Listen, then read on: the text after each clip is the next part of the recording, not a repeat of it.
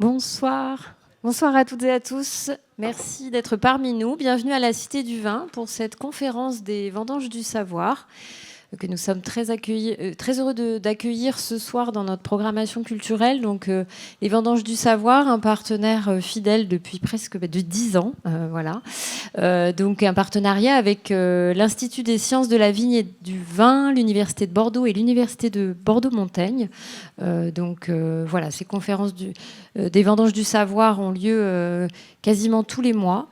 N'hésitez pas à suivre le programme. Et puis, donc, ce soir, nous avons aussi la chance d'accueillir Suzanne Baveret, qui est donc docteure en histoire de l'art pour cette conférence.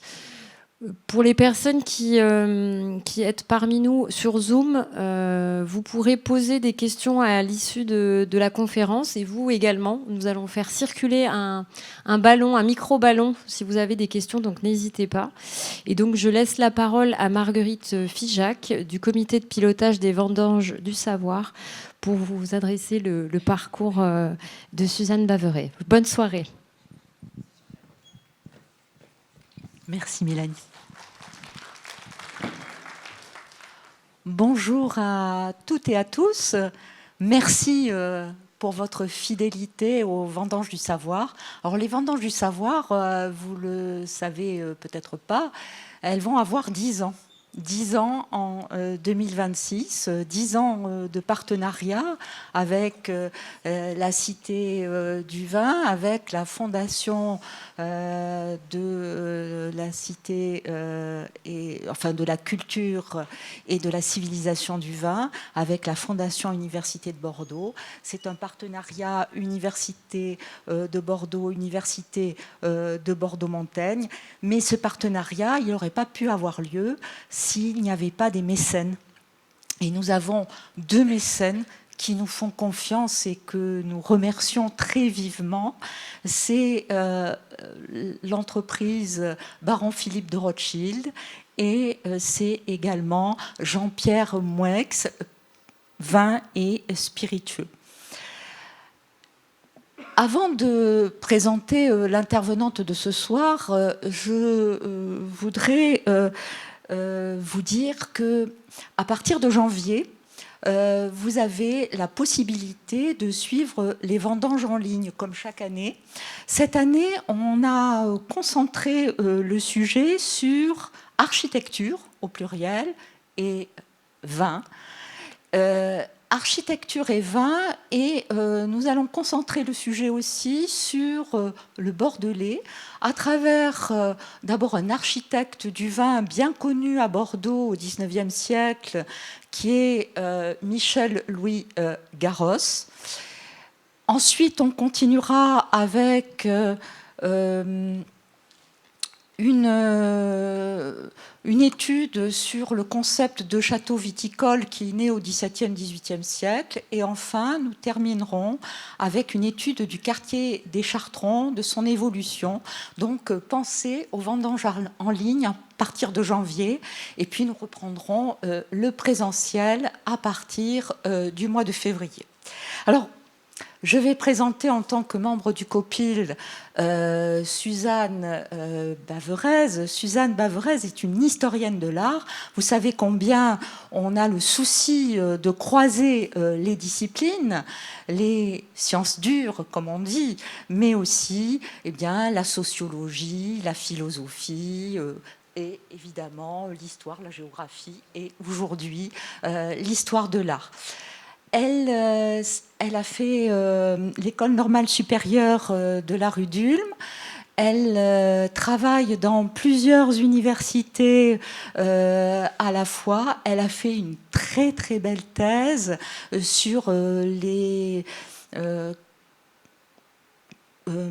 société d'artistes qui arrivent à Rome au XVIIe siècle, dans cette Rome baroque des années 1620-1720. Elle fait cette étude sur près d'un siècle Et donc, elle va vous parler de ces artistes dans cette ville éternelle, puisque la conférence de ce soir est issue essentiellement de sa thèse, à travers évidemment un très beau titre, Du vin au pinceau, les artistes à Rome au XVIIe siècle. Et je lui cède immédiatement la parole. Merci.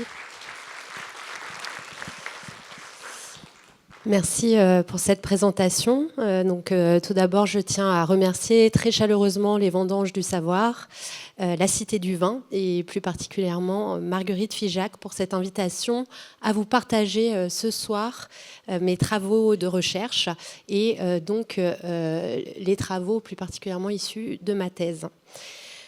Au cours de cette conférence intitulée « Du vin au pinceau, les artistes à Rome au XVIIe siècle », je vais évoquer tout à la fois les usages sociaux de la consommation de vin chez les artistes à cette époque, la mythologie à laquelle ils se rapportent et leurs implications artistiques à travers le cas très particulier des artistes flamands et néerlandais qui étaient très nombreux à cette époque à travailler à Rome, comme vous allez le voir. Mais tout d'abord, il faut planter le décor et évoquer Rome et ce qu'elle représente pour les artistes européens au seuil du XVIIe siècle, afin de comprendre pourquoi ils se sont rendus aussi nombreux à Rome. Au XVIe siècle, Rome, en tant que capitale de la chrétienté, avait connu de nombreux troubles politiques et religieux qui avaient culminé avec la mise à sac de la ville en 1527 par les lansquenets de Charles Quint. La contestation de l'autorité du pape avait abouti à l'organisation du Concile de Trente, qui s'est terminé en 1563 et qui réaffirmait les dogmes catholiques face au courant réformé.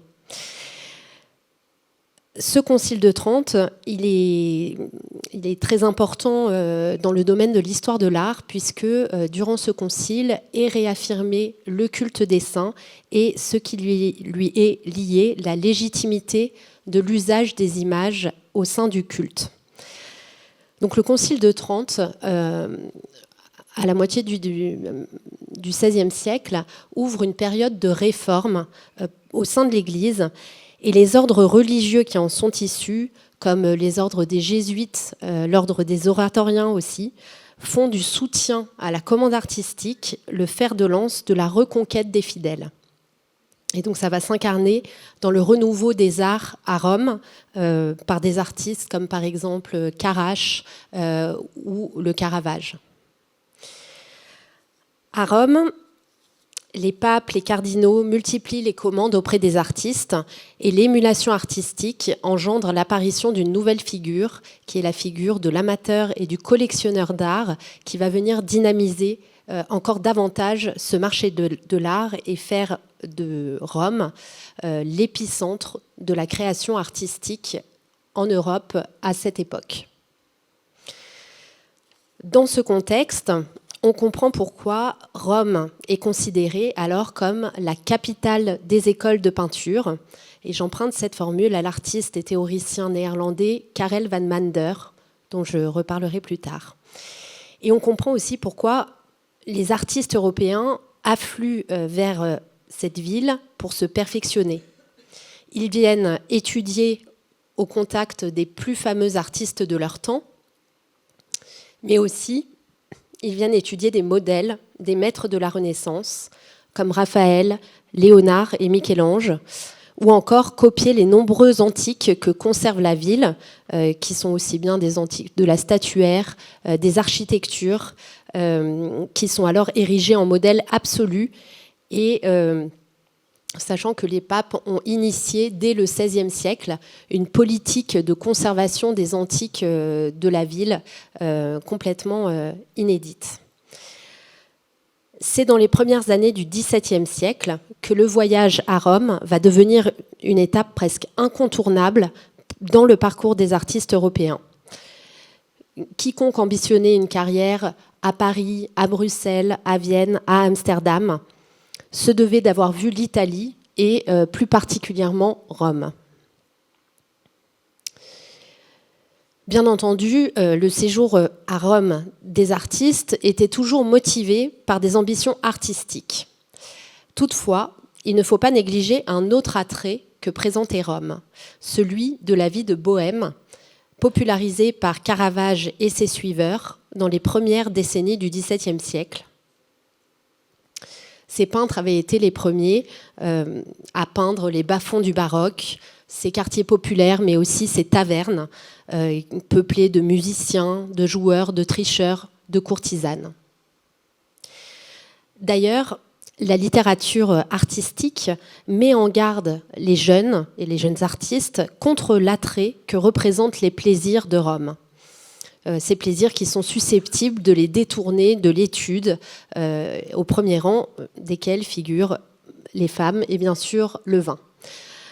Lisons ensemble un extrait de ce que nous dit Karel van Manders, ce théoricien que j'évoquais à l'instant, qui est l'auteur d'un best-seller de la littérature artistique dans les Pays-Bas, un livre qui s'intitule le Schilderboek, le livre des peintres, paru en 1604, et dans lequel il s'adresse aux jeunes peintres. Je vous inciterai fortement à voyager si je ne craignais pas que vous ne vous égariez, car Rome est la ville qui, plus que tout autre lieu, peut rendre le voyage de l'artiste fructueux, puisqu'elle est capitale des écoles de peinture, mais aussi le lieu où dépensiers et fils prodigues dilapident leurs biens. Hésitez à permettre aux jeunes de faire un tel voyage. On voit bien comment, avec une telle mise en garde, cette mise en garde était susceptible d'enflammer l'imagination des jeunes artistes plutôt que de les dissuader à partir. Et en effet, donc, ils sont très nombreux à avoir pris le départ vers Rome. Pour vous faire prendre la mesure de ce phénomène de migration artistique, voici quelques chiffres sur la population des artistes à Rome dans les 3 premières décennies du XVIIe siècle. Les artistes étrangers, c'est ce tableau-ci, représentaient 30% de la population artistique romaine. Et parmi eux, quand on s'intéresse aux détails, les artistes dits fiamminghi, c'est-à-dire les artistes néerlandais et flamands, sont de loin la plus grande communauté, puisque à eux seuls, ils représentent plus de la moitié des artistes étrangers présents à Rome à cette époque. Donc ces Néerlandais à Rome, on les appelle fiamminghi, et en réalité, ils sont originaires des provinces qui recouvrent aujourd'hui à la fois les Pays-Bas et la Belgique, et qui étaient réunis par une unité linguistique. À Rome, ces artistes se fondent dans une population extrêmement cosmopolite. En effet, Rome est alors la capitale du monde catholique. La ville attire, outre les artistes, des foules de pèlerins qui viennent des quatre coins d'Europe et des 4 coins du monde. Ces populations, elles s'établissent principalement dans les quartiers du nord de la ville, dans un quartier qu'on appelle le Tridente, celui-ci, et qui a été construit au début, à la moitié, enfin, début, premier quart du XVIe siècle, autour de 3 axes qui partent de la Piazza del Popolo, qui est ici.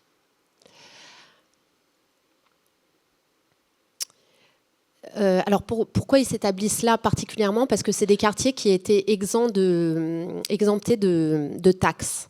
Donc pour les étrangers, quand ils arrivaient, c'était vers ces quartiers qu'ils se dirigeaient prioritairement. Ce sont dans ces rues que les jeunes artistes s'établissent,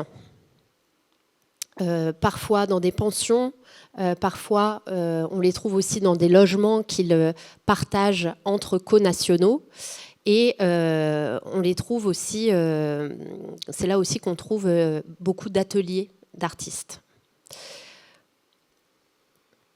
Ils se retrouvent, tous ces artistes, dans les nombreuses tavernes qui leur servent alors de lieu de sociabilité et dont on trouve trace notamment dans les archives judiciaires qui regorgent d'anecdotes au sujet d'Eurix, de tapage nocturne, voire d'homicides impliquant des artistes.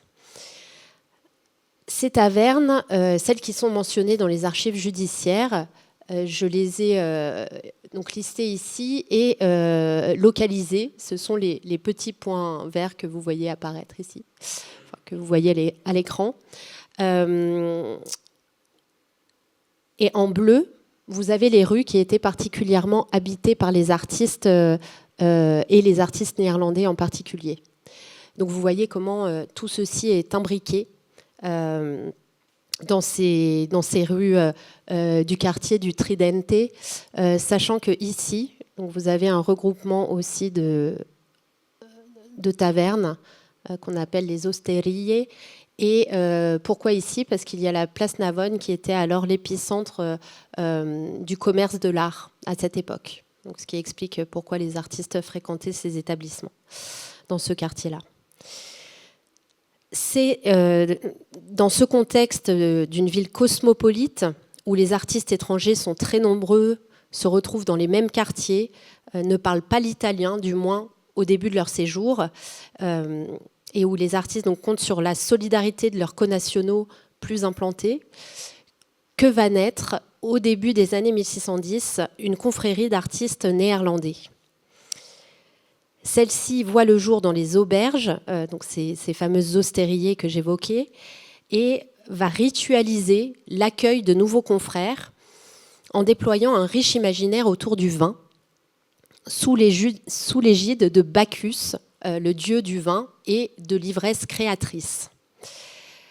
Et cette confrérie va codifier une cérémonie d'intronisation assez curieuse sur laquelle je vais revenir. Mais auparavant, quelques informations sur cette confrérie. D'abord, d'un point de vue sémantique, cette confrérie, elle s'appelle la Schildersband, ce qui signifie bande de peintres, donc de Schilders, qui signifie peintre en néerlandais, et de band, la bande. Et les membres de cette confrérie, ils s'étaient donné un nom. Entre eux, ils s'appelaient les Bent Fleurels, de Bent, donc toujours bande, et Fleurels, oiseau, ce qui signifie oiseau de bande, bande d'oiseaux, sans doute en voulant revendiquer par là leur caractère migrateur, mais également une certaine oisiveté.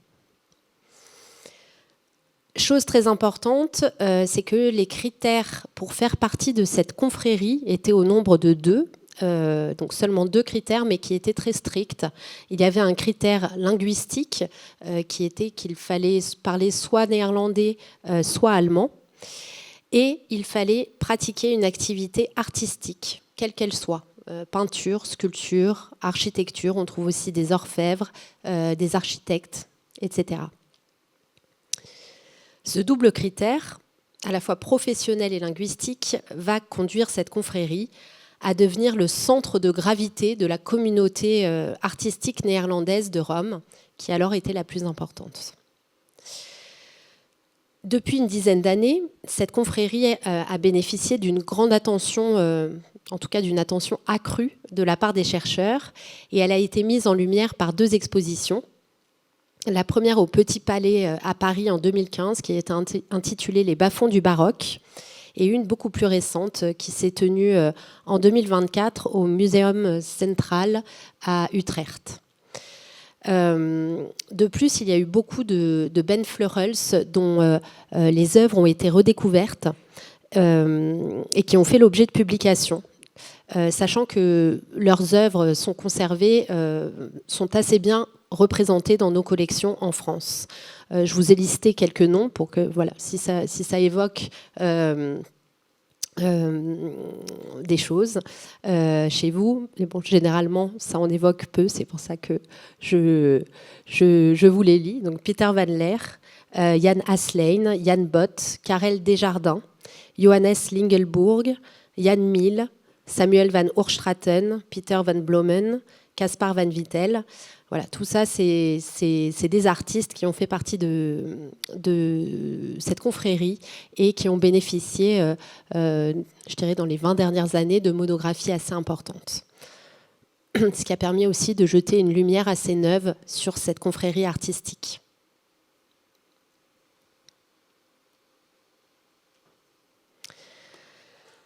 Cette confrérie, elle est toujours restée informelle. On n'a aucun texte officiel, aucun statut, aucun compte-rendu de réunion qui nous permettrait d'en savoir plus, même d'un point de vue de la chronologie ou d'un point de vue aussi de ses membres. On n'a pas de registre de membres établi.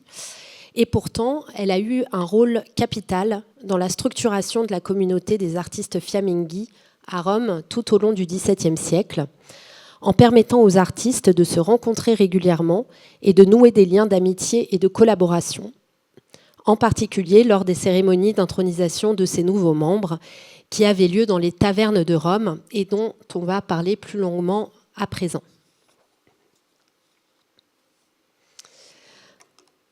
En quoi consistait exactement cette cérémonie d'intronisation ? Donc on a des sources visuelles, quelques sources littéraires également qui nous le décrivent, ce rituel d'intronisation. Il se passait toujours dans l'arrière-pièce d'une taverne. L'aspirant Ben Fleurel était conduit par ses confrères dans une pièce où les Ben Fleurels performaient un tableau vivant, donc une espèce de scénette allégorique. Il était ensuite soumis à une épreuve de bizutage où l'on mettait le feu à de la poudre.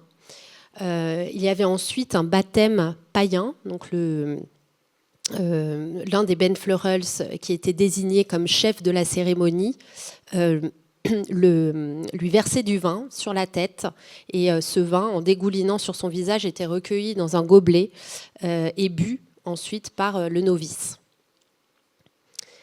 C'est alors qu'il se voyait attribuer un nouveau nom qui est toujours un surnom moqueur. Ça peut être un surnom qui se base sur un défaut physique ou un trait de caractère, voire un trait artistique. On a par exemple le surnom de Bamboots qui signifie petit pantin pour un artiste qui était de petite taille. Un autre qui s'appelait Hermite parce qu'il avait un caractère très solitaire. Un autre qu'on a appelé Tambour parce qu'il avait été enrôlé dans l'armée. Donc il recevait ce surnom qui s'appelle le Bentnam, le nom de bande, et ensuite il se voyait acclamé par les vivats de ses confrères et on lui remettait une lettre d'admission, le Bent Brief. Pour mieux vous dépeindre l'atmosphère de ces cérémonies, je vais laisser la parole à Abraham Collin, qui est un artiste qui a rejoint la Schildersband en 1632. Et j'ai trouvé son témoignage dans les archives de l'Inquisition. L'Inquisition qui était l'organe de contrôle de l'Église qui cherchait à débusquer et à juger les hérésies. Et donc dans cette pièce d'archives, l'artiste qui est devant le tribunal des inquisiteurs expose en détail le baptême païen qu'il a, dit-il, subi contre son gré au sein de la Schildersband. Donc je vous lis son témoignage. Après avoir fermé la pièce, donc ils sont dans une taverne, après avoir fermé la pièce, 8 ou 10 d'entre eux environ, avec un demi-pichet de vin qu'ils avaient apporté dans cette chambre, commencèrent par fermer les fenêtres de la pièce, allumèrent un grand nombre de bougies autour de la chambre et répandirent aussi une quantité de poudre d'arquebuse autour de cette même pièce. Alors ils prirent le vin et me le versèrent sur la tête. J'étais sans chapeau et m'arrosèrent avec ce vin. Ils tenaient une tasse sous mon menton et devant ma poitrine, où tombait le vin qui coulait de ma tête. Le vin recueilli dans la tasse, ils me le firent boire de force. Pendant qu'ils accomplissaient cette cérémonie, ils prononcèrent beaucoup de paroles que je ne comprenais pas, qu'ils criaient et invoquaient. Et une fois ces cérémonies terminées, ils mirent le feu à la poudre qui avait été répandue dans la chambre, ce qui produisit une grande flamme, et j'en restai effrayée. Car tous ceux qui m'entouraient pour accomplir ces cérémonies étaient complètement nus, sans chemise, enveloppés dans des draps, ce qui les faisait ressembler à des fantômes. Après tout cela, ils me gardèrent encore enfermée dans la chambre jusqu'à ce qu'ils baptisent un autre homme dans la même pièce. Je vis tout, bien qu'ils m'eussent placé sous un drap. Et lors de ce baptême, ils nous donnèrent un nouveau nom. Ainsi, à moi qui m'appelle Abraham, ils donnèrent le nom de Onrou, qui en langue flamande signifie sans repos ou inquiet. Quand tout fut fini, nous sortîmes de la dite chambre et retournâmes dans l'autre pièce où nous avions mangé. Là, ils se mirent devant une feuille écrite. Je ne lus pas ce qui y était écrit, mais ils me dirent de la signer de ma main, car ce papier disait que je m'engageais à payer 1 ducat d'or pour le baptême. C'est parce qu'ils refusent, donc j'arrête là la citation, c'est parce qu'ils refusent de payer ce ducat d'or, alors qu'il était d'usage dans cette Schildersband que le nouvel initié invite ses confrères, que cet Abraham Collin fut par la suite battu par les autres Benfleuels et qu'il alla porter plainte et finalement qu'il finit devant les inquisiteurs qui se questionnent, qui sont assez soupçonneux face au baptême païen décrit par cet artiste. Je vous montre ici les représentations qu'a donné un autre Benfleuels, Dominicus van Wijnen, de cette cérémonie d'intronisation. On y retrouve la présentation du novice face à l'assemblée des Benfleuels qui performent une scénette allégorique où on voit d'ailleurs la figure de Bacchus. On y reviendra. Dans un deuxième temps, la remise de la lettre d'admission au nouveau Benfleurel. Et enfin, les festivités à l'issue de la cérémonie qui ont lieu dans la taverne. De nombreux détails de ces gravures donnent la tonalité ironique et emphatique de ces représentations, donc à la fois le déguisement, le désordre. On voit que certains se battent à l'arrière-plan de cette gravure. Il y a certains protagonistes qui vomissent, d'autres qui urinent sur celle-ci.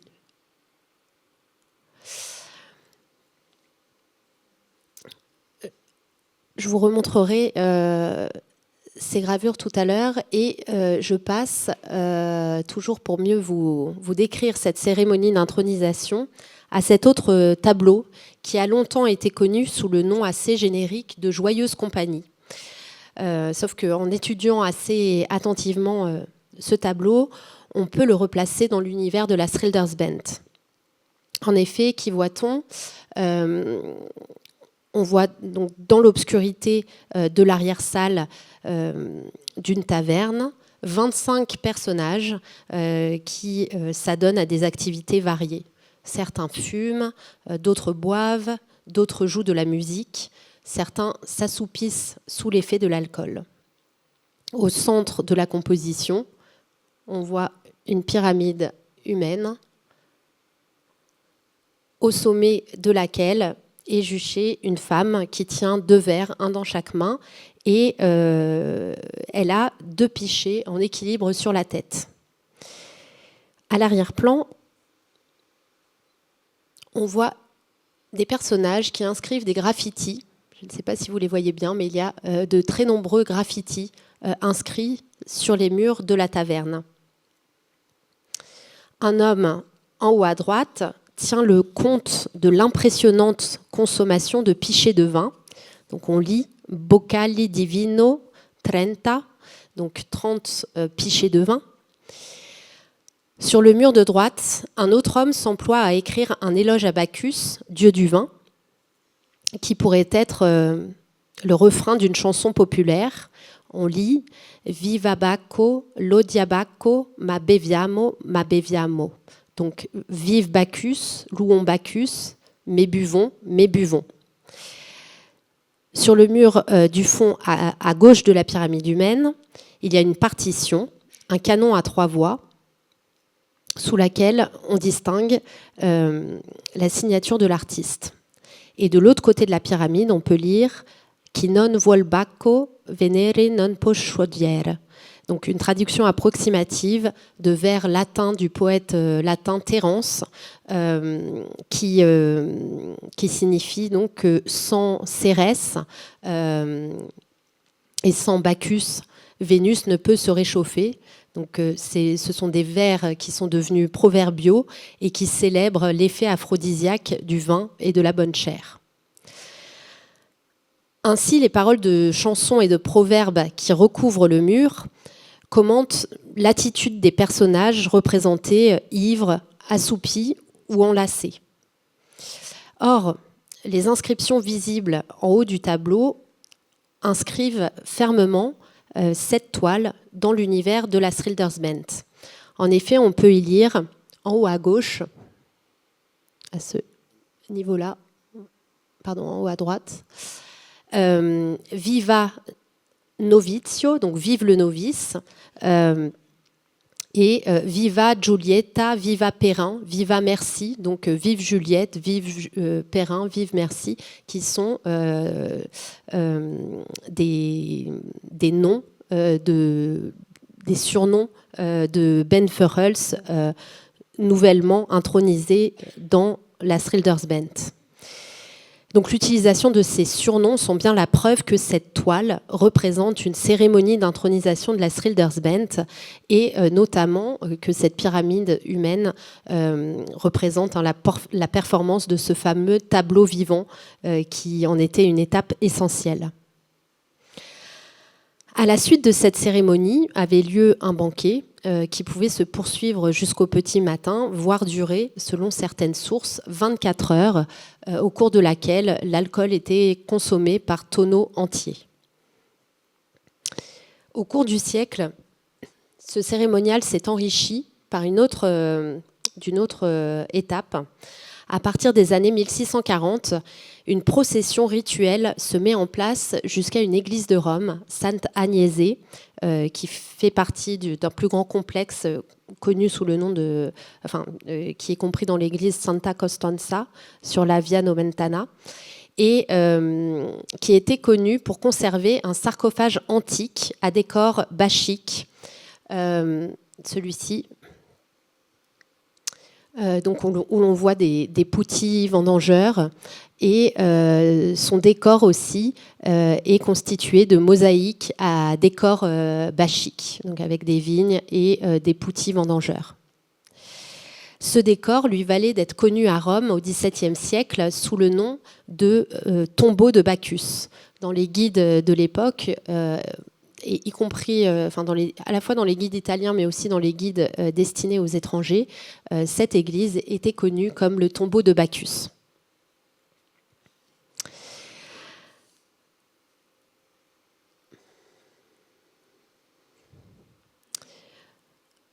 Je vous lis donc un extrait d'un texte, d'un témoignage d'un Ben Verhulst qui a vécu cette procession vers cette église et ce fameux tombeau de Bacchus. Après avoir passé la nuit dans ces réjouissances, on se rend au point du jour au tombeau de Bacchus pour l'arroser, comme on dit ordinairement. Il est à une bonne lieue de la ville, dans une petite église appelée Sainte-Agnès. Ce tombeau est d'un beau porphyre, ayant aux quatre coins une représentation du dieu du vin. Tout vis-à-vis, il y a une hôtellerie où l'on fait voir aux nouveaux associés les plus agréables vues de Rome et l'on s'y divertit tout le jour. Donc, ce qui laisse penser que les festivités continuaient donc, le jour suivant l'intronisation. Dans cette église, les Ben Verhulst venaient apposer leur nom, à la fois leur vrai nom, mais aussi leur nom de Bent, leur Bentnam, dans les niches latérales autour du tombeau en porphyre. Et puis arroser, il faut comprendre arroser comme vraiment uriner sur le soi-disant tombeau de Bacchus. Les signatures de ces Ben Verhulst, elles sont toujours visibles, en tout cas partiellement, à Santa Costanza, à Rome, et constituent l'un des témoignages les plus émouvants de la vie de cette confrérie artistique au XVIIe siècle. On y lit à la fois les noms et les surnoms de ces Ben Verhulst, toujours introduits par le terme de alias. Par exemple, Reune, alias Blazoun. Donc son surnom était Blason.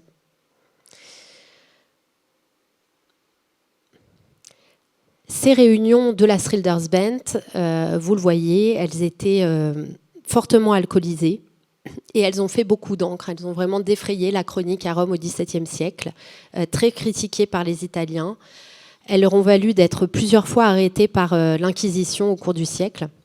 Les soldats de l'Inquisition, y voyant dans leur rituel une parodie du baptême chrétien et qui s'apparentait à une hérésie. Pour comprendre à la fois l'origine et la fonction de ces réunions, il faut les replacer plus largement dans les usages sociaux qui avaient cours aux Pays-Bas à cette époque et dans l'imaginaire du vin et de la mythologie bachique qui leur était associée. En fait, les artistes néerlandais à Rome ont réactivé, au cours de leur séjour, des usages sociaux qui existaient aux Pays-Bas, ce qui leur a servi à cimenter leur communauté.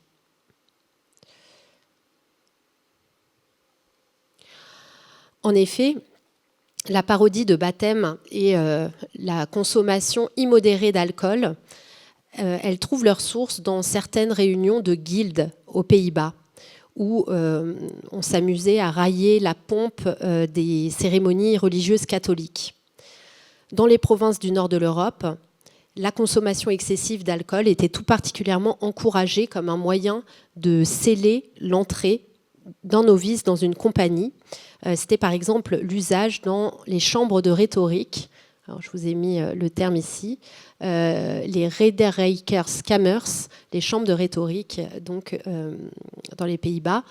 Et c'était le cas aussi dans les fraternités étudiantes, dans les universités aux Pays-Bas. Une chercheuse qui s'appelle Anne Tlusty identifie ce type de festivités comme des contractual drinkings, donc des beuveries contractuelles, et souligne l'importance de leur rôle auprès des jeunes gens pour apprendre à se faire confiance et à accepter les nouveaux venus. L'alcool poussait aux transgressions et permettait d'unir le groupe face à l'extérieur. Donc dans la Bent, on retrouve tous ces éléments.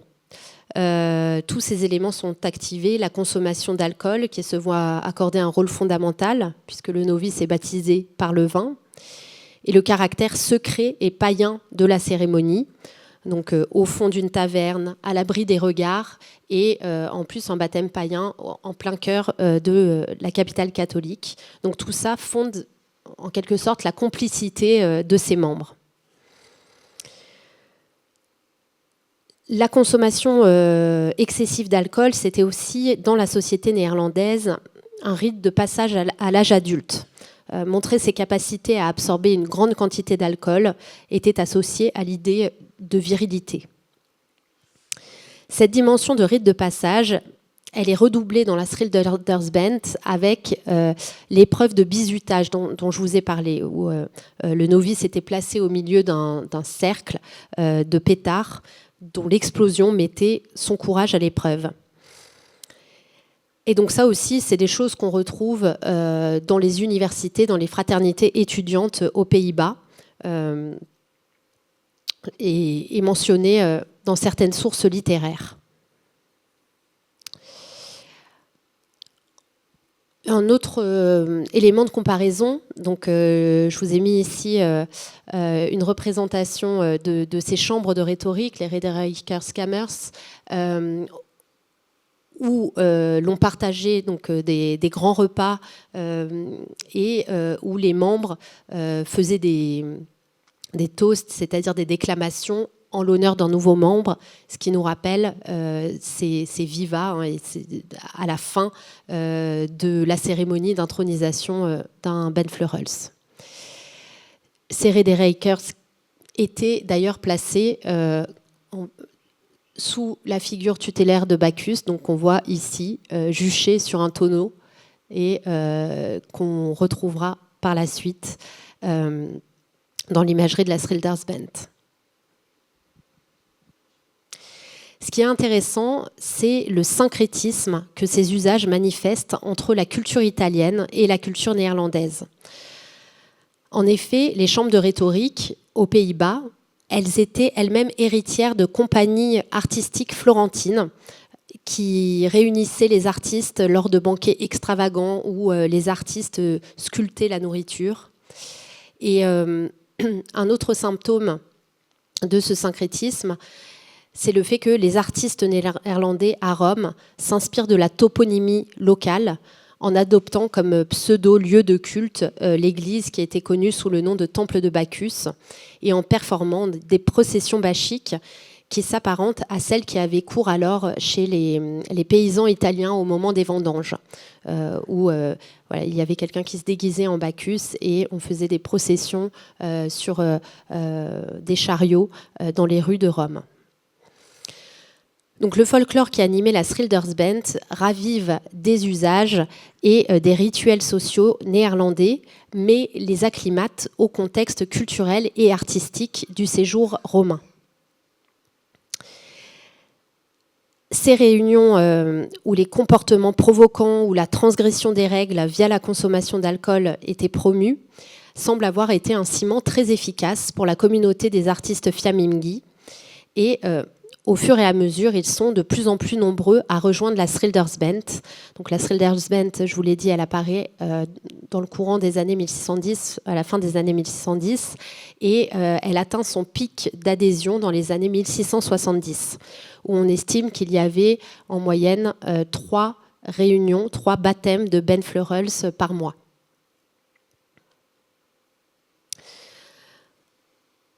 Outre passer du bon temps ensemble, ces réunions, elles ont permis à ces artistes expatriés, qui pour beaucoup ne parlaient que le néerlandais et absolument pas l'italien en arrivant, ça leur a permis de s'entraider, de s'organiser.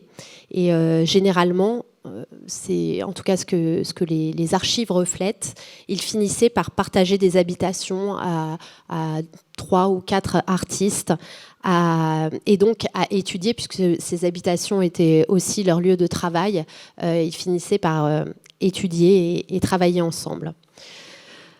J'aime beaucoup ce dessin qui montre un groupe d'artistes qui dessinent ensemble en extérieur. Ils ont apporté de quoi se nourrir, de quoi boire aussi. On voit ici un pichet. Et ce groupe est explicitement désigné comme un groupe de Ben Fleurels par l'inscription en haut du dessin. Donc on voit comment les cérémonies de baptême les mettaient en contact et maintenaient leur sociabilité tout en n'épuisant pas leurs relations qui se prolongeaient dans leurs activités artistiques. Pour les Ben Fleurels, qui réussissaient à Rome, qui menaient de véritables carrières, des carrières brillantes, il y en a eu, on les voit graviter autour des mêmes mécènes. Par exemple, le marquis Giustiniani, par exemple, la reine Christine de Suède. Donc voilà, qui nous laisse penser qu'ils s'introduisaient l'un l'autre des mécènes. Donc via l'institution de ce rituel qui peut sembler anecdotique, en fait il y a eu un réel effet de cohésion de la communauté néerlandaise à Rome via la ritualisation de cette entrée dans la confrérie. D'ailleurs, et ça c'est quelque chose qui est très particulier dans la Bent, c'est que malgré sa dimension informelle, elle a suscité un sentiment d'appartenance très fort, des liens extrêmement forts entre ses membres. C'est quelque chose qu'on lit dans les biographies d'artistes, celles écrites par un auteur qui s'appelle Houbraken ou un autre qui s'appelle Van Roel, qui sont vraiment les deux grandes sources pour les biographies des artistes néerlandais de cette époque. On trouve plusieurs exemples de récits d'amitié noués dans la Schildersband et qui perdurent au-delà du séjour romain. On les voit, ils se retrouvent aux Pays-Bas, parfois ils se rendent visite, ils continuent à travailler ou à habiter ensemble. Et les œuvres portraiturant les Ben Fleurels, ils se les transmettaient d'amis en amis, en preuve d'amitié. Et tout à l'heure, je vous montrais des œuvres les œuvres de Van Wijnen qui dépeignaient l'intronisation, ces estampes, elles ont été créées, elles ont été faites à l'initiative d'un Ben Fleurels qui voulait avoir un souvenir de son séjour à Rome et du bon temps qu'il avait passé dans la Schildersband.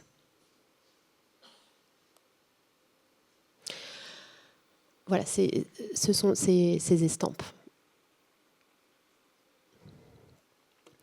Dans toutes les représentations de la confrérie que je vous ai montrées jusque-là, l'alcool et le vin en particulier est triplement présent.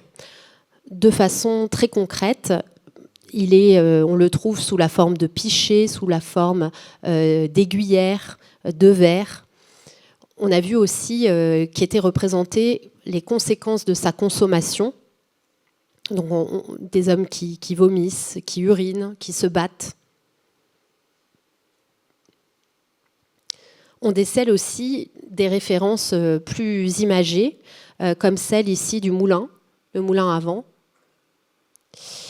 qui renvoie à un jeu d'alcool qui était alors bien connu aux Pays-Bas. Mais il est aussi présent sous les traits de Bacchus, le dieu du vin. Alors comment comprendre ce phénomène ? Pourquoi représenter Bacchus au milieu des membres de cette confrérie ?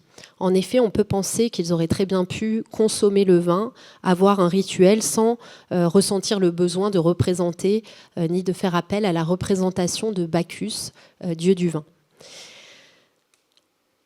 Alors, un premier élément de compréhension de cette convocation de l'univers bachique se situe dans la portée allégorique incarnant l'idée de l'amitié.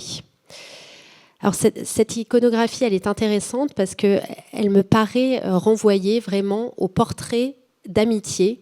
Donc les portraits d'amitié, généralement, représentent deux amis et ce qui les lie. Donc par exemple, une ville ou des livres, si c'est une amitié intellectuelle, ou encore des instruments de musique pour exprimer l'accord des cœurs. Ici, dans ces portraits de Ben Fleurels, ce qui lie les amis, ce sont les moments de convivialité partagés autour du vin. Cette hypothèse, elle est renforcée par, quand on s'intéresse au manuel d'iconologie.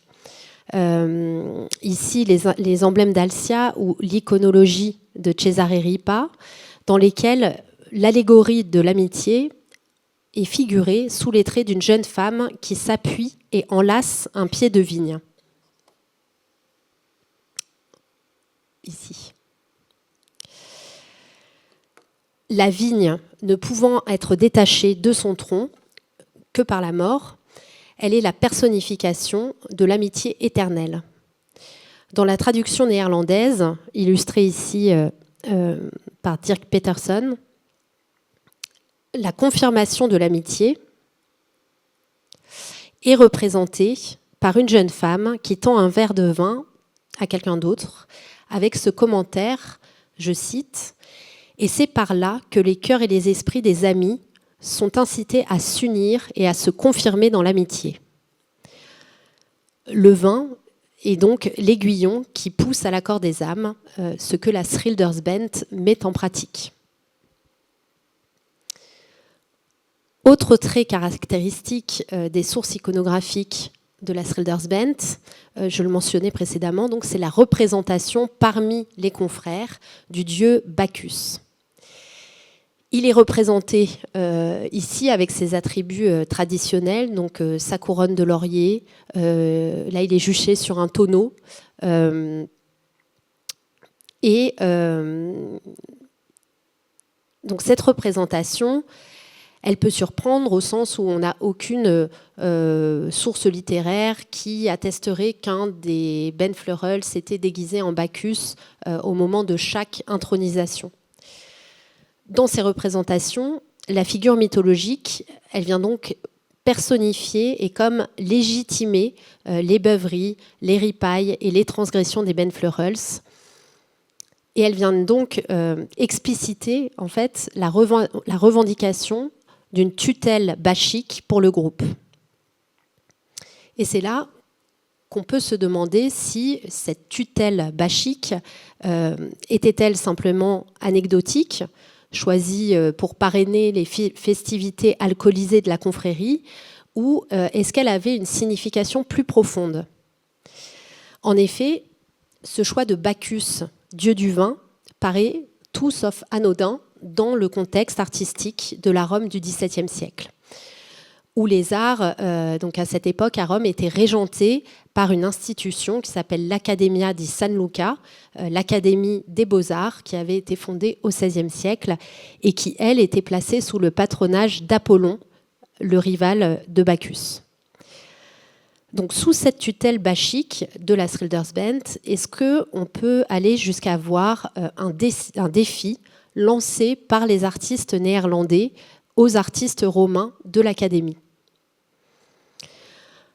Quand la Schildersband, au début du XVIIe siècle, a investi la figure de Bacchus, il faut savoir que le dieu Bacchus servait déjà depuis longtemps de figure tutélaire à des artistes qui avaient voulu afficher leurs divergences par rapport au canon artistique officiel. Alors il y a Michel-Ange par exemple avec sa représentation de Bacchus ivre, puis surtout Caravage. Caravage, il a ainsi peint ce Bacchus malade, à travers lequel il s'oppose frontalement au canon porté par l'Accademia. Donc ce canon de l'Académie, c'était par exemple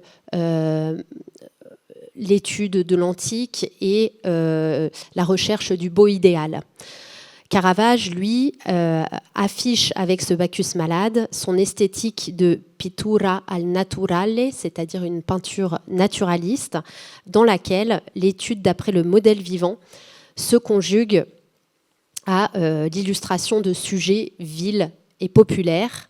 Donc c'est Caravage qui a fait entrer dans la peinture des sujets. Donc ici c'est une toile d'un de ses suiveurs, mais voilà, des sujets comme les tavernes, des thèmes triviaux comme les scènes de bonne aventure ou de tricherie. Il fait entrer aussi des personnages populaires.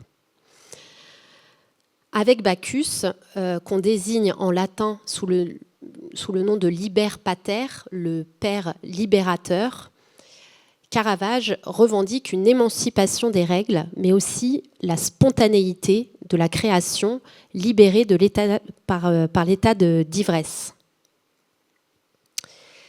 Avec Caravage et ses suiveurs, Bacchus devenait le meneur revendiqué d'une fronde contre les canons artistiques établis. Le choix de Bacchus comme figure tutélaire de la Schildersband semble alors tout sauf décorrélé des enjeux artistiques. Et en effet, la confrérie semble bien avoir proposé un modèle concurrent de celui de l'Académie, qui transparaît clairement dans les représentations qu'elle donne d'elle-même. Je prends pour exemple ce dessin de Pieter van Leer, donc qui est un Ben Fleurel et le chef de file des artistes de la vie populaire romaine. À première vue, l'artiste a représenté une simple scène de genre. On voit une joyeuse troupe d'artistes occupés à boire, à fumer, à jouer, tandis qu'un personnage de dos, debout sur une table, tapisse de dessins les murs de l'auberge. Toutefois, quand on y prête attention, cette scène dissimule de nombreuses références visuelles et littéraires qui articulent un propos complexe sur l'art, faisant de ce dessin un véritable manifeste. Il fait en particulier référence à l'invention du dessin. Selon Pline, le premier dessin aurait été le profil d'un homme tracé au charbon sur un mur à partir de son ombre portée. Donc voilà, on aurait dessiné à partir de l'ombre portée du profil d'un homme directement sur un mur. Le profil qui est dessiné ici, voilà, fait assez clairement référence donc à cette origine du dessin. Or, cette invention du dessin, elle est clairement placée ici sous le signe de l'inspiration bachique.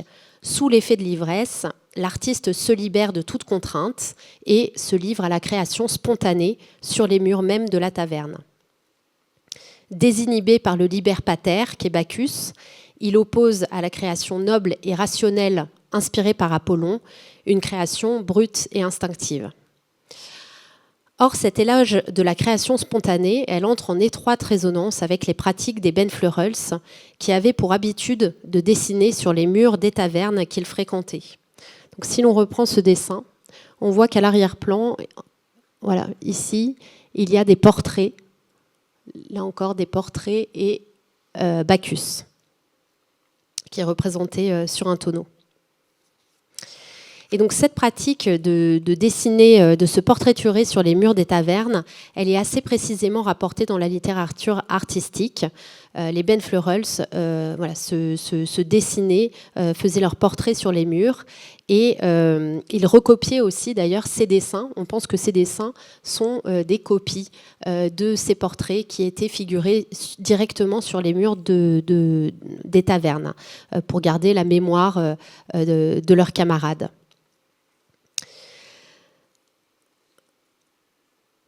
D'ailleurs, cette façon de se représenter collégialement dans les tavernes, elle tourne en dérision l'usage qui avait cours chez les académiciens italiens, qui consistait à donner un portrait. Quand on entrait à l'académie, quand on était élu à l'académie, on donnait un portrait pour être exposé en fait, au milieu de ses pairs.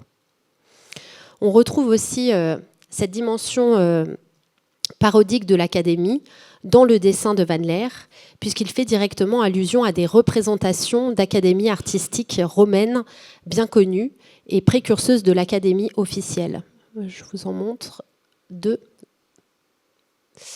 On va se concentrer sur celle-ci.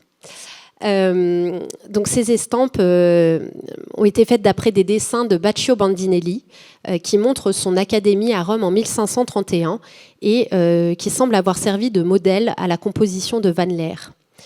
Des artistes y sont dépeints, absorbés par l'étude du dessin, par l'étude du modèle antique en cire ou en argile. Ils étudient à la lumière de la bougie et les objets d'étude sont disposés sur les étagères et jonchent le sol. Il s'agit de fragments anatomiques, de statuettes et de vases antiques. La composition, elle est intitulée « Académie de Baccio Bandinelli à Rome, dans le lieu dit du Belvédère » et elle constitue la première mention du terme « académie » associé à une pratique artistique.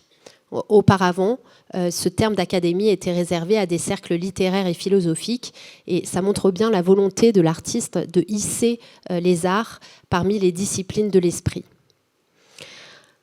Chez Van Laer, la taverne a remplacé l'atelier. Il y a une table frustre qui a remplacé la table d'études et le sérieux des artistes appliqués à la copie a laissé place à un joyeux débordement où chacun peut donner libre cours à son inspiration sans se référer à un quelconque modèle. Van Laer bat ainsi en brèche la représentation digne d'un artiste qui serait dépositaire d'un enseignement savant. Au contraire, en mobilisant la culture bachique, il présente une contre-théorie par rapport à la culture académique, affirmant que le véritable artiste est mu par une inspiration directe, en prise avec le réel. En s'appropriant la taverne, non seulement comme un lieu de réunion, mais également comme un lieu de création, sous la tutelle artistique de Bacchus, les Benfleurels ont proposé un modèle alternatif à l'académie, qui se traduit dans les courants picturaux dans lesquels les artistes néerlandais ont rencontré un immense succès sur le marché romain au XVIIe siècle. Alors que l'Académie prônait la grande peinture d'histoire qui s'attachait à représenter l'histoire sainte, la mythologie, généralement dans des peintures de très grand format ou dans des grands décors à fresques, les artistes fiamminghi à Rome, ils ont surtout peint des œuvres de petit format en se spécialisant dans ce que les Italiens appelaient les petits genres, comme le paysage, les scènes de genre qui représentent la vie populaire à Rome, ou encore les portraits et les natures mortes. Certains artistes ont connu des carrières brillantes, ont bénéficié de l'appui de mécènes prestigieux, comme Van Leer pour ses scènes de genre, ou comme Caspar Van Vittel, qui est le précurseur du genre de la veduta, donc la fameuse vue topographique italienne. Pour terminer, je voulais évoquer avec vous cette œuvre qui est très révélatrice de la façon dont la Schildersband est entrée dans le roman artistique national dans les Flandres et aux Pays-Bas dès le XVIIe siècle. Car c'est une toile qui a été peinte à Anvers par un peintre qui avait fréquenté la Schildersband, Anton Goubot, qui l'a peinte pour décorer les locaux de la Guilde des peintres à Anvers. Elle est intitulée « L'étude des arts à Rome » et elle révèle comment la Schildersband était bien connue dans les provinces du Nord et que sa fréquentation était considérée comme une étape normale de la formation des artistes à Rome.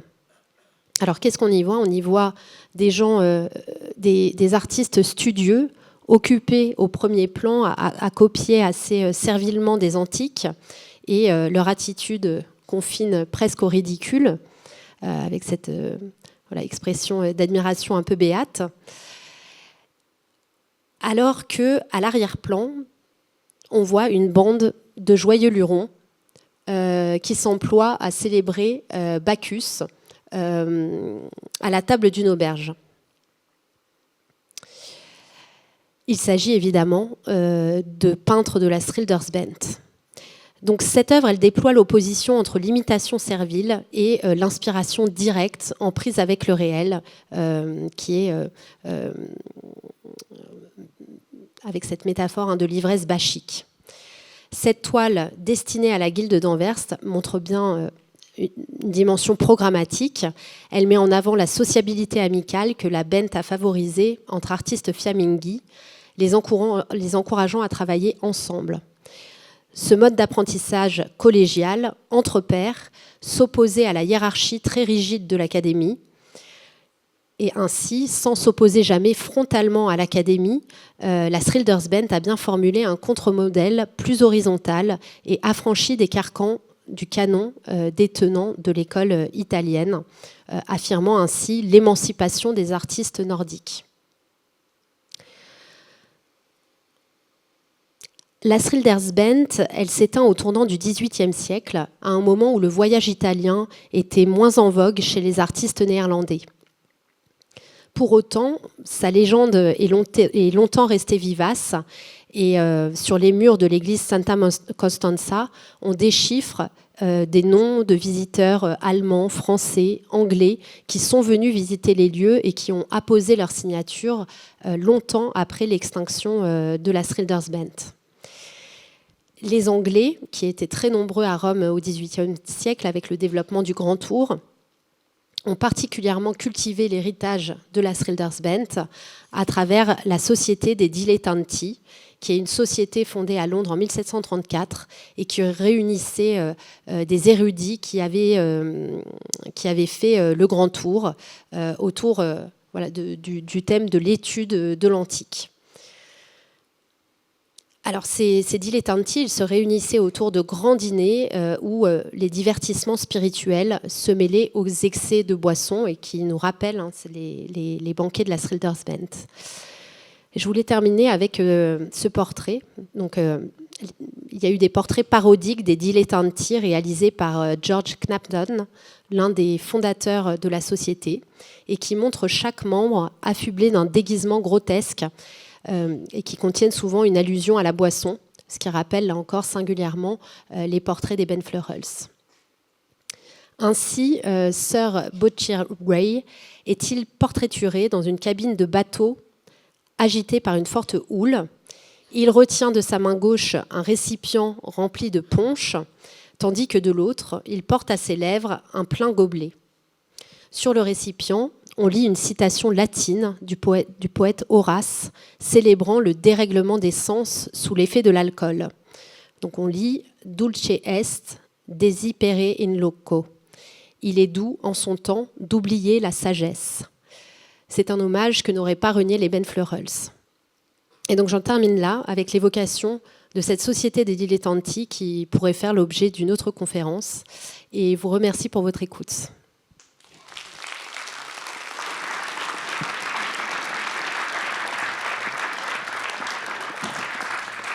Merci beaucoup, Suzanne Baverez, pour cette présentation très intéressante sur ces compagnies d'artistes à Rome au XVIIe siècle. Est-ce qu'il y a des questions dans la salle ?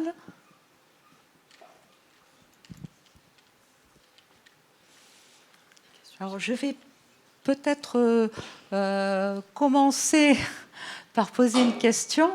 On a vu les dessins qu'il faisait, et comment en recherche on peut faire ce lien entre les textes, trouver ces renseignements sur leur manière de vivre dans la Rome du XVIIe siècle. Vous avez parlé tout à l'heure de l'Inquisition, des sources judiciaires. Alors, qu'est-ce qu'elles apportent, ces sources judiciaires, sur la vie de ces artistes et de ces compagnies d'artistes ? Alors merci pour cette question qui va me donner l'occasion d'entrer un peu dans le sujet de comment on fait de la recherche à Rome et sur comment vivent les artistes à cette époque. En fait, la Schildersband, on la connaît essentiellement, enfin en tout cas on la connaissait jusqu'au XXe siècle essentiellement à travers des récits, donc des livres publiés de littérature artistique, des biographies d'artistes où il est fait mention que les artistes sont allés à Rome, et souvent dans les biographies d'artistes on trouve simplement la mention de leur nom de bent, le fameux bentnam, donc on leur donnait au cours de la cérémonie d'intronisation. Et le travail de recherche a constitué justement à croiser des noms qu'on trouve dans ces biographies d'artistes avec les sources, les archives à Rome. Donc ces archives, il y en a de plusieurs sortes, à partir de recueils de procès qui avaient été publiés, et notamment de procès d'artistes néerlandais. On retrouve la trace de ces benfeuerels dans beaucoup d'affaires judiciaires, donc je vous disais des rixes, de tapage nocturne, etc. Et donc déjà, en croisant simplement les noms trouvés dans les biographies d'artistes avec ces recueils d'archives, ça permet déjà d'entrer un peu plus dans leur univers.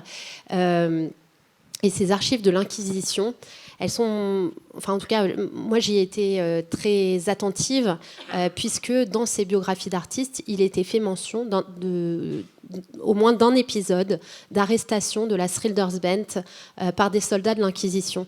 C'est comme ça que j'ai eu l'idée d'aller voir les archives de l'Inquisition, et que j'ai trouvé une pièce d'archives inédite qui fait état donc du témoignage de l'artiste que je vous ai lu plus tôt, et qui est très intéressant de ce point de vue-là, parce que c'est le seul témoignage. Alors, on a des témoignages de benfeuerels, mais qui ont écrit pour être publiés.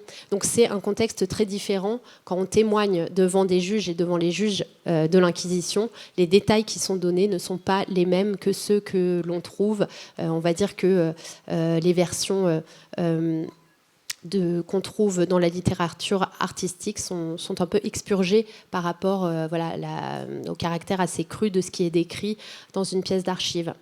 Je dirais qu'une dernière chose qui m'a été très utile, c'est la consultation d'archives paroissiales. À Rome, on a la chance d'avoir conservé presque l'intégralité des archives paroissiales de l'époque moderne et donc du XVIIe siècle.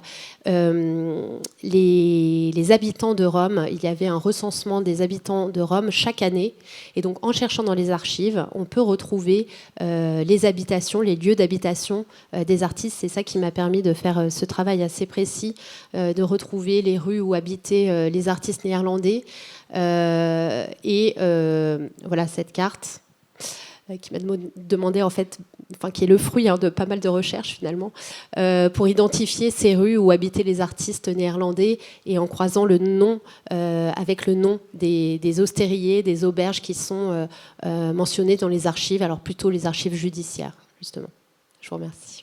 Alors, j'ai une autre question là à l'écran que j'avais bien aussi envie de poser sur comment s'articule finalement cette relation entre les artistes étrangers. Donc on sait qu'il y a aussi cette représentation de l'étranger, qui a des comportements qui ne sont pas toujours conformes dans cette Rome extrêmement catholique, alors que ces Hollandais sont plutôt protestants, ils parlent l'allemand, ils parlent le néerlandais. Donc comment s'articule cette relation, hein, c'est la question que j'ai en zoom là, entre ces artistes et les populations locales? Je dirais que il y a bien une forme de suspicion. Parce que, voilà, effectivement, ces artistes, ils arrivent des provinces du Nord, de provinces qui sont souvent acquises à la Réforme, mais pas toutes, parce que les artistes voilà, qui viennent des provinces catholiques, donc de Bruxelles ou du Brabant, eux sont catholiques et sont dans l'Empire d'Espagne. Donc il y a une forme de suspicion, mais jamais l'assurance qu'on est devant un hérétique. Après, il y a eu justement des artistes qui ont refusé la communion. Donc au moment justement du recensement qui avait lieu à Pâques, il y avait un prêtre qui passait d'habitation en habitation pour faire communier chaque habitant de Rome. Donc c'était aussi une façon de s'assurer qu'ils étaient tous catholiques. Et certains, justement néerlandais, ont refusé de communier. Donc cela peut amener à être expulsés de Rome. Mais certains artistes étaient suffisamment établis pour que on les condamne, donc par exemple, à décorer une église, mais on ne les chasse pas pour autant. Donc il y a vraiment cette ambivalence qui est constante. Puisque même en fait, quand la Schildersband a eu affaire à l'Inquisition, il y a un récit d'un baptême de la Schildersband durant lequel les soldats de l'Inquisition sont arrivés et ont embarqué tout le monde. Mais en fait, même là, les artistes s'en sont sortis. Donc, est-ce qu'ils avaient, au moins certains d'entre eux, des appuis assez puissants, des mécènes assez puissants pour les sortir de ce mauvais pas, ou bien est-ce que, voilà, on considérait que finalement c'était une parodie, mais un peu bon enfant, et qu'on laissait passer. Donc, en tout cas, à l'issue de cet épisode avec l'Inquisition, il est dit qu'on les laissait libres à condition qu'ils renoncent à faire ces baptêmes, à performer ces baptêmes païens. Mais dans les faits, ils ont continué et il semble bien que la Schildersband se soit éteinte vraiment par voie naturelle, donc par défaut d'alimentation, enfin de migration d'artistes depuis le nord de l'Europe, plutôt qu'une interdiction de ces réunions. Et les mécènes, c'était des Romains. Les mécènes, en fait, il y avait alors les grandes familles romaines, mais aussi des cardinaux qui venaient d'un peu partout, et notamment des cardinaux espagnols. D'accord. Voilà. Merci. Vous avez une question ? Oui, alors j'ai une petite question. J'ai grandi à Montpellier, j'ai fait justement mes études à l'université, et il y a l'écho de Rabelais, l'université de médecine, qui est souvent citée. C'est vrai qu'il y a le muscat qui depuis longtemps a été promu pour les étudiants, notamment donc l'époque rabelaisienne, qui est un parallèle, je dirais, évident dans les coutumes et cette migration d'étudiants européens qui viennent se former avec certains rituels. Est-ce que vous avez trouvé des parallèles explicites du genre avec peut-être d'autres villes aussi, ou le côté universitaire directement à Rome?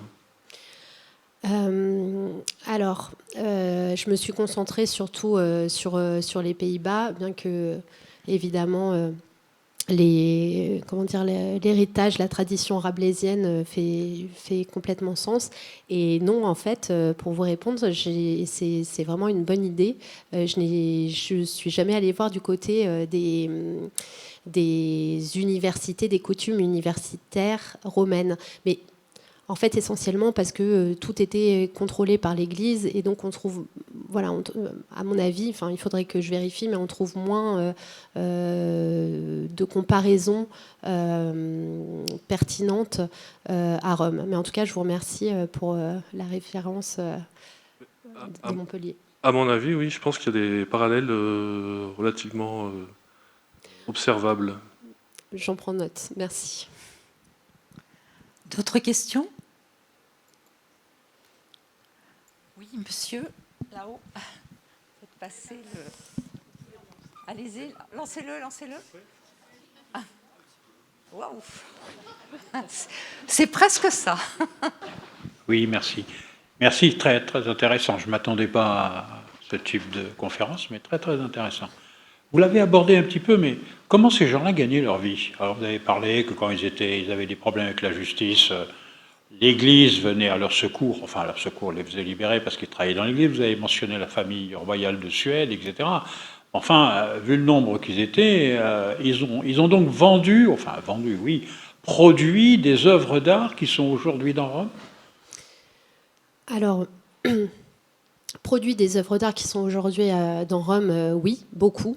En fait, une fois qu'on commence à prêter attention à ces Néerlandais en Italie, on en trouve partout, absolument partout, dans toutes les collections d'art ancien, que ce soit à Rome, beaucoup en Italie du Nord, en Lombardie, énormément, parce que beaucoup se sont ensuite établis à Turin et à Gênes. Alors, comment ces artistes gagnaient leur vie? En fait, ça dépend. Il y a beaucoup de cas de figure différents. De toute façon, quand ils partaient des Pays-Bas, généralement, ils partaient avec un petit pécule en poche, voilà, qui leur servait à financer le voyage. Mais une fois arrivés à Rome, et c'est ça qui était assez extraordinaire à Rome à cette époque, c'est qu'il y avait de très nombreux ateliers qui employaient les artistes à la journée. Et d'ailleurs, dans la littérature artistique néerlandaise, on les trouve sous l'appellation de galères. C'était des galères parce que voilà, c'était des lieux où on faisait recopier aux artistes, surtout de la peinture religieuse. On leur faisait produire de la peinture religieuse à la chaîne, mais ce qui leur permettait souvent, voilà, de gagner leur vie. Alors, ce qui est très drôle dans les biographies d'artistes, c'est qu'on nous dit voilà, que dans ces galères, les artistes pouvaient réussir à gagner un peu leur vie, mais que souvent, ils le dépensaient aussitôt à la taverne. Ce qui faisait que quand ils voulaient repartir dans les Pays-Bas, ils pouvaient se trouver en manque d'argent. Et donc certains ont réussi à faire financer justement leur voyage retour par des mécènes rencontrés dans la Schildersband. Ça, c'est quelque chose que je n'ai pas évoqué, mais il y a quelques amateurs d'art néerlandais qu'on trouve dans la Schildersband et qui sont devenus mécènes en fait, de leurs confrères aussi. Ouais. D'autres questions?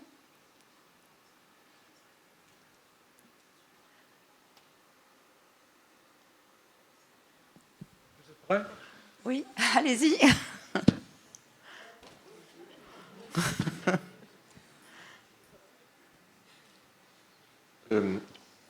Donc, vous avez fait votre recherche sur les peintres néerlandais, mais est-ce que les autres artistes, qu'ils soient italiens ou français, on a vu les chiffres que vous avez donnés, il y avait aussi des Français, est-ce qu'il y avait des confréries comparables ou pas? Alors, comparables, non. Après, il y a des liens, c'est-à-dire que les Français, il y a beaucoup de liens avec les artistes français qui vivent dans les mêmes rues. Donc, par exemple, notre grand artiste français qui a fait sa carrière à Rome, c'est Nicolas Poussin. Et Nicolas Poussin, il était lié avec certains artistes de la Schildersband, comme par exemple Peter Van Leer, dont je vous parlais. Claude Lorrain, aussi le grand paysagiste du XVIIe siècle, a fréquenté de très près la Schildersband. J'ai une petite intuition, comme il était originaire de Lorraine, qui est considéré comme, voilà, dans l'ère germanique, qu'il aurait pu faire partie de la Schildersband. Mais en tout cas, les Français n'ont pas eu de confrérie comparable. Il n'y a aucune confrérie comparable à Rome à cette époque. Par contre, au milieu du XVIIe siècle, le roi de France fait fonder à Rome donc l'Académie de France, à Rome, pour envoyer les artistes français se former à Rome. Et ce n'est pas étonnant qu'à partir de cette fondation, il y a de plus en plus de Français à Rome, de plus en plus d'artistes français à Rome, et leur nombre dépasse donc dans la deuxième moitié du XVIIe le nombre des Néerlandais. Voilà. Merci. Alors, j'aurais une dernière question. On a vu des saints dans les tavernes. Alors, c'est très intéressant, ces dessins qui sont restés, par les gravures qu'on en a. Ils écrivent beaucoup, ces peintres, et ils dessinent beaucoup. Mais ces dessins, on les voit aussi au XVIIIe siècle, en France, dans, non pas des tavernes, mais des guinguettes.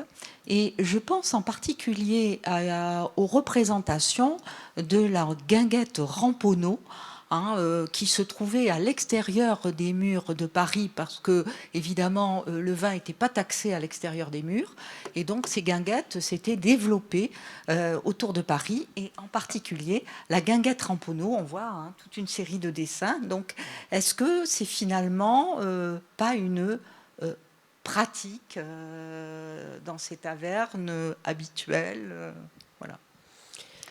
C'est le sens de ma question. Oui. Oui, je vois très bien, cette représentation de la guinguette Ramponneau, parce que en fait, je me suis souvent interrogée effectivement sur le lien.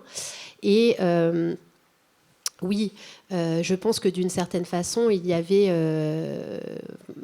enfin voilà, les artistes ou les usagers des tavernes investissaient ces lieux, mais je n'ai pas trouvé de choses comparables en France au XVIIIe siècle à cette confrérie. En tout cas, c'est quelque chose que je n'ai pas approfondi, mais qui m'interroge. Merci. Est-ce qu'il y a une dernière question? Bon, il ne nous reste qu'à vous remercier pour cette très belle présentation. Je vous remercie.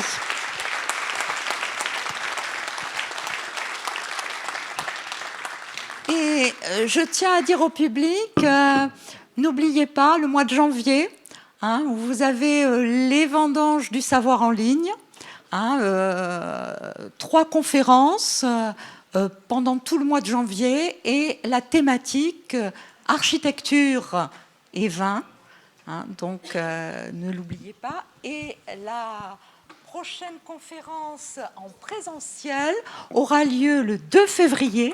Ça sera sur cep en péril, maladie du bois. Et évidemment, c'est une thématique très intéressante aujourd'hui, puisque on se rend compte que ces maladies, peut-être liées au réchauffement climatique, se développent. Merci. Au revoir et merci beaucoup pour votre fidélité.